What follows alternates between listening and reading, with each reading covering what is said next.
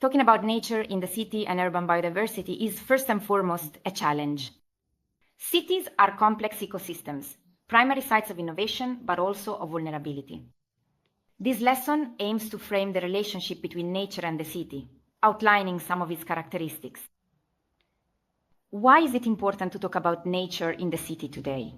According to United Nations estimates, by 2050, 70% of the world's population will live in cities.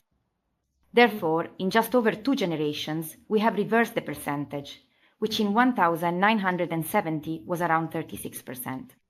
The effects of this extremely rapid transformation also link to the increase in the population in absolute terms, since we have gone from 3.7 billion in 1970 to 8.1 billion in 2025 include, among others, soil erosion and consumption, the degradation and fragmentation of habitats, the increase in heat islands, and not least, the gradual loss of the relationship between human beings and their natural environment. On a global scale, the main effects linked to urbanization and, more generally, to the continuous and excessive consumption of resources to support human development are climate change and the loss of biodiversity. Let us now take a closer look at some aspects related to the importance of nature in cities. The first aspect concerns the novelty and urgency associated with these issues. The construction and layering of changes in our cities takes place through slow and lengthy processes. If we take the example of Europe, our capitals often have histories spanning thousands of years.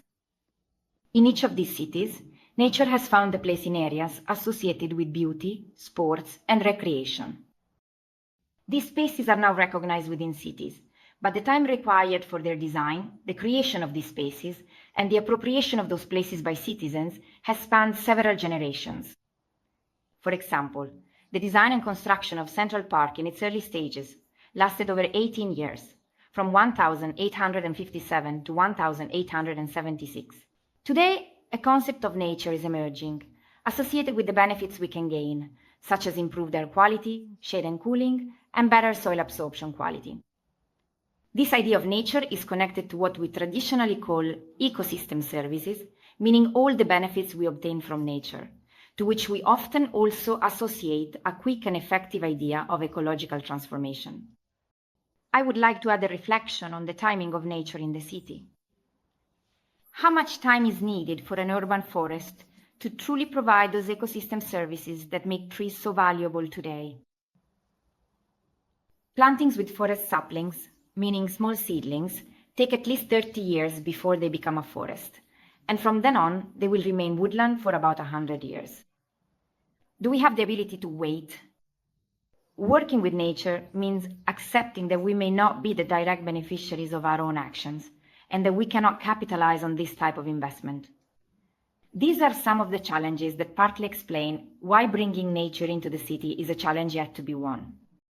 The second aspect concerns the space of nature. When we talk about nature in the city, what do we usually recognize? Certainly, we recognize structured defined spaces that have a certain size and correspond to clear, typologically recognizable images. In this sense, the park is certainly a space that is connected to the concept of nature.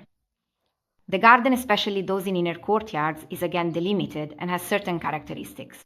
For example, the presence of trees, lawns, flowers, these all recur among the images associated with urban nature. But then the situation becomes more complicated.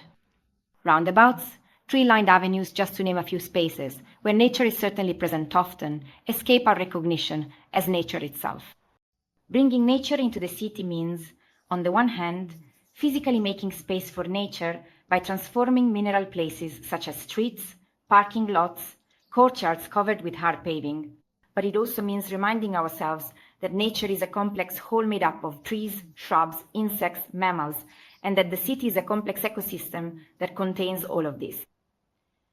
To recognize must be understood as to know again, and it takes on a fundamental importance not only for citizens, but also for public administrations and experts.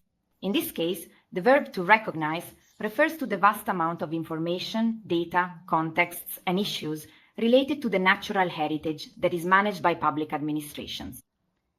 This heritage, which is constantly changing, is at the center of statistics, expectations, spatial and policy conflicts, and is increasingly becoming a key element for the protection of nature in urban environments. We are once again associating nature with concepts such as the improvement of quality of life, better physical and mental health, and even our overall livability on the planet. Our goal is therefore to reposition nature not only physically, but also in terms of awareness, as an element that structurally returns to all the spaces we move through, live in, and imagine, where cities are complex ecosystems in which humans are a part of this ecosystem,